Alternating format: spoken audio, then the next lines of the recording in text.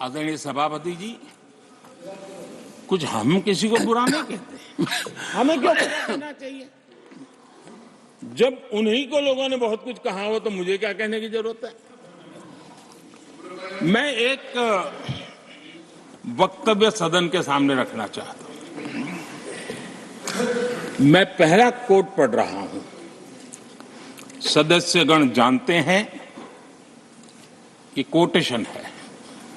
सदस्यगण जानते हैं कि हमारी ग्रोथ धीमी हो गई है और फिस्कल डेफिसिट बढ़ गया है। महंगाई दर बीते 2 वर्षों से लगातार बढ़ रही है। करंट अकाउंट डेफिसिट हमारी उम्मीदों से कहीं अधिक हो चुका है। ये कोट मैंने पढ़ा। ये किसी भाजपा के नेता का कोट नहीं है, नहीं ये कोट मेरा है। आदरणीय सभापति जी, यूपीए सरकार के 10 साल पर तत्कालीन प्रधानमंत्री आदरणीय पीएम के रूप में रहे श्रीमान मनमोहन सिंह जी ने कहा था और खुद के कार्यकाल में कहा था। ये हालत थी, उन्होंने वर्णन किया था। आदरणीय सभापति जी, अब मैं दूसरा कोट पढ़ता हूं। देश में व्यापक गुस्सा है। पब्लिक ऑफिस के मिसयूज को लेकर भारी गुस्सा है। इंस्टीट्यूशंस का मिसयूज कैसे होता था, ये उस समय ये भी मैंने नहीं करा, ये उस समय के प्रधानमंत्री पद पर डॉक्टर मनमोहन सिंह जी कह रहे थे। उस समय भ्रष्टाचार को लेकर पूरा देश सड़कों पर था, गली गली में आंदोलन चल रहे थे। अब मैं तीसरा कोट पढ़ूंगा।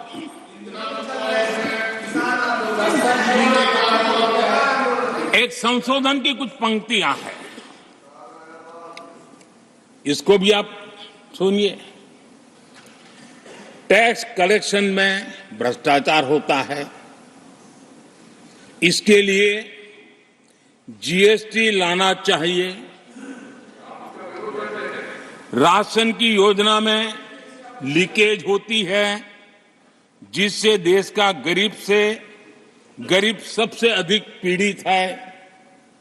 इसको रोकने के लिए उपाय खोजने होंगे। सरकारी ठेके जैसे दिए जा रहे हैं, उस पर शक होता है। ये भी तत्कालीन प्रधानमंत्री आदरणीय मनमोहन सिंह जी ने कहा था। और उसके पहले और एक प्रधानमंत्री, उन्होंने ये कहा था कि दिल्ली से 1 रुपया जाता है, 15 पैसा पहुंचता है। सुधार, बीमारी का पता था, सुधार करने की तैयारी नहीं थी। और आज बातें तो बड़ी बड़ी की जा रही है। कांग्रेस के 10 साल का इतिहास देखिए। फ्रेजाइल 5 इकोनॉमी में दुनिया में कहा जाता था, मैं नहीं, दुनिया कहती फ्रेजाइल 5, पॉलिसी पैरालिसिस, ये तो उनकी पहचान बन गई थी। और हमारे 10 वर्ष टॉप 5 इकोनॉमी वाले।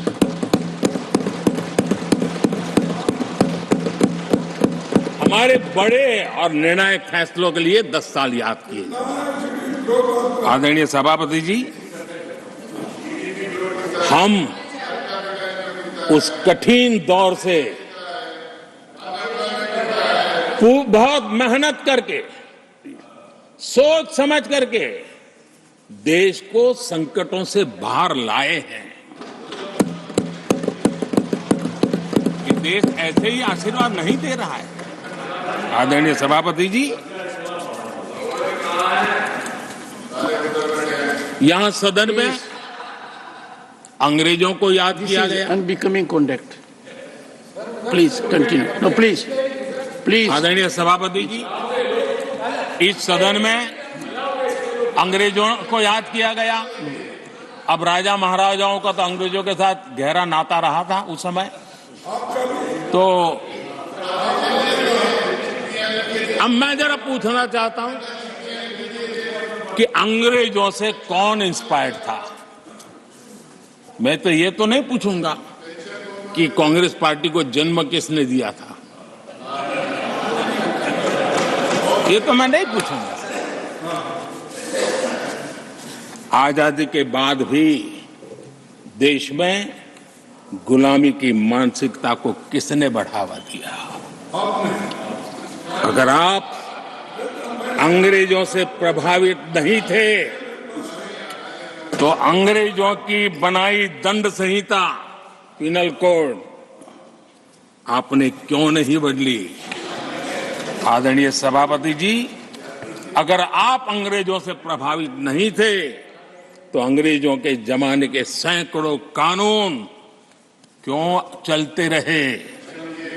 आप अगर अंग्रेजों से प्रभावित नहीं थे तो लाल बत्ती कल्चर, ये लाल बत्ती कल्चर इतने दशकों बाद भी क्यों चलता? अगर आप अंग्रेजों से प्रभावित नहीं थे तो भारत का बजट शाम को 5 बजे इसलिए आता था क्योंकि ब्रिटिश पार्लियामेंट का सुबह शुरू होने का समय होता था।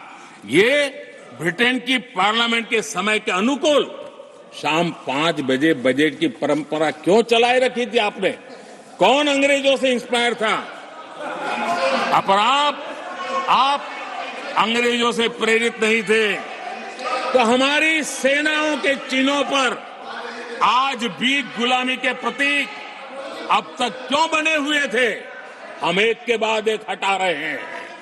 अगर आप अंग्रेजों से प्रेरित नहीं थे तो राजपथ को कर्तव्य पथ बनने के लिए मोदी का इंतजार क्यों करना पड़ा? आदरणीय सभापति जी, अगर आप अंग्रेजों से प्रभावित नहीं थे तो अंडमान और निकोबार, इन द्वीप समूहों पर आज भी अंग्रेजी सत्ता के निशान क्यों लटके पड़े थे? आदरणीय सभापति जी, अगर आप अंग्रेजों से प्रभावित नहीं थे तो इस देश के सेना के जवान देश के लिए मन मिटते रहे, लेकिन देश के जवानों के सम्मान में एक वॉर मेमोरियल तक आप बना नहीं पाए थे। क्यों नहीं बनाया? अगर आप अंग्रेजों से इंस्पायर्ड नहीं थे, प्रभावित नहीं थे, तो भारतीय भाषाओं को हीन भावना से क्यों देखा? स्थानीय भाषा में पढ़ाई के प्रति आप लोगों की बेरुखी क्यों थी? आदरणीय सभापति जी, अगर आप अंग्रेजों से प्रेरित नहीं थे तो भारत को मदर ऑफ डेमोक्रेसी बताने में आपको कौन रोकता था? आपको क्यों महसूस नहीं हुआ कि दुनिया में? आदरणीय सभापति जी, मैं सैकड़ों उदाहरण दे सकता हूं कि आप किस प्रभाव में काम करते थे और देश को सुनते ये सारी बातें याद आने वाली है। आदरणीय सभापति जी, मैं एक और उदाहरण देना चाहता हूं। कांग्रेस ने नैरेटिव फैलाया और इस नैरेटिव का परिणाम क्या हुआ कि भारत की संस्कृति और संस्कारों मानने वाले लोगों को बड़े हीन भाव से देखा जाने लगा, ढकियानों से मानने लगा गया, और इस प्रकार से एक हमारे अतीत के प्रति अन्याय करने की नौबत आई है। अपनी मान्यताओं को गाली देते हैं, अपनी अच्छी परंपराओं को गाली देते हैं तो आप प्रोग्रेसिव है। इस प्रकार के नैरेटिव गढ़े जाने लगे देश में, और उसका नेतृत्व कहां होता था ये दुनिया भली भांति जानती है। दूसरे देश से आयात करना, उसको गर्व का, और भारत की कोई चीज है तो दूसरे दर्जे की है, ये स्टेटस बना दिया गया था। ये स्टेटस सिंबल बाहर से आया, मेड इन फॉरेन स्टेटस बना दिया था। ये लोग आज भी वोकल फॉर लोकल बोलने से बच रहे हैं। मेरे देश के गरीबों के कल्याण का काम है। आज आत्मनिर्भर भारत की बात उनके मुंह से नहीं निकलती है। आज मेक इन इंडिया कोई बोलता है तो उनके पेट में चूहे दौड़ने लग जाते हैं। आदरणीय सभापति जी, देश ये सब देख चुका है और अब समझ भी चुका है और उसी का परिणाम आप भुगत भी रहे हैं। आदरणीय सभापति जी, राष्ट्रपति जी ने अपने अभिभाषण में विस्तार से चार सबसे बड़ी जातियों के विषय में हम सबको संबोधित किया था। युवा, नारी, गरीब और हमारे अन्नदाता। हम जानते हैं इनकी समस्याएं ज्यादातर एक समान है, उनके सपने भी एक समान है और उसके समाधान अगर करने हैं तो थोड़ा 19-20 का फर्क पड़ेगा, लेकिन इन चारों वर्गों के समाधान के रास्ते भी एक ही हैं और इसलिए उन्होंने बहुत ही उपयुक्त रूप से राष्ट्र का मार्गदर्शन किया है कि इन चार स्तंभों को मजबूत करिए, देश विकसित भारत की तरफ तेज गति से आगे बढ़ेगा।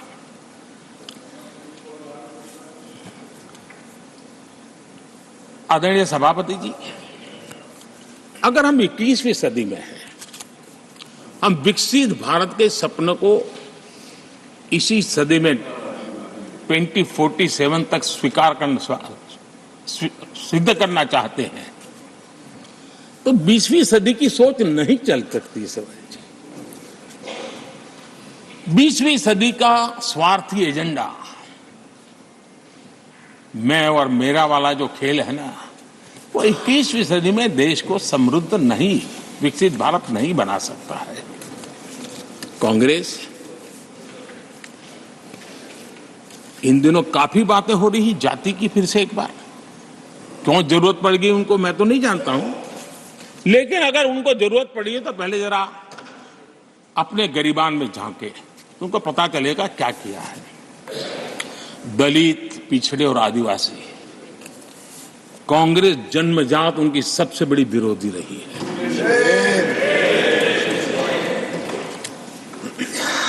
और मैं तो कभी कभी सोचता हूं, अगर बाबा साहब न होते ना तो शायद कि एससी एसटी को आरक्षण मिलता कि नहीं मिलता, ये भी मेरे मन में सवाल उठता है।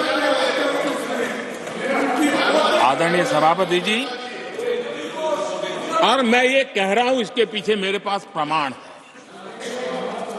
इनकी सोच आज से नहीं, उस समय से ऐसी है, मेरे पास प्रमाण। और मैं प्रमाण के सिवाय मैं यहां कहने के लिए नहीं आया। और जब बातें वहां से उठी हैं तो फिर तैयारी रखनी चाहिए उनको। मेरा परिचय तो हो चुका है, 10 साल हो गए।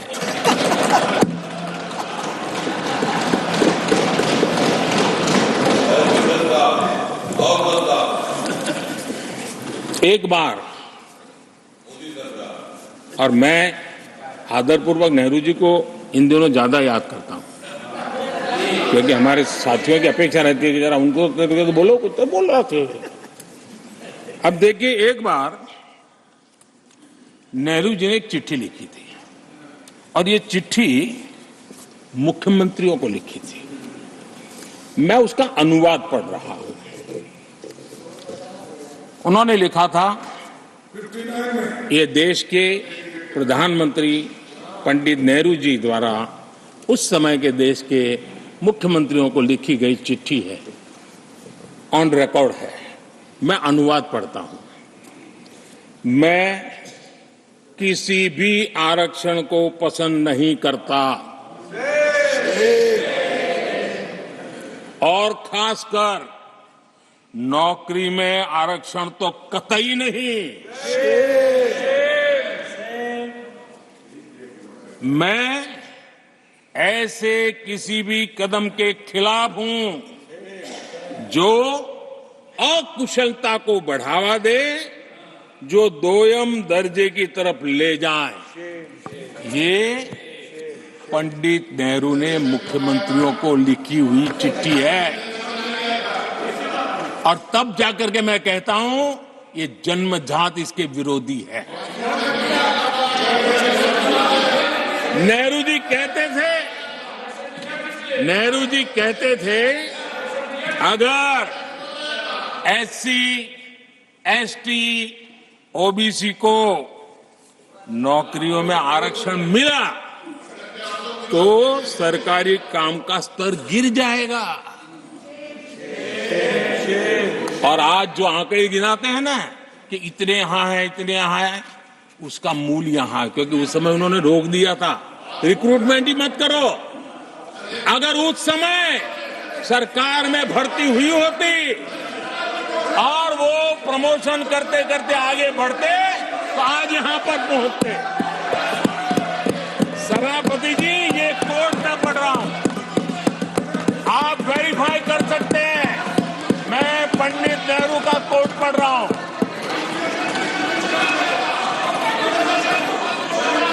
Please, please, please.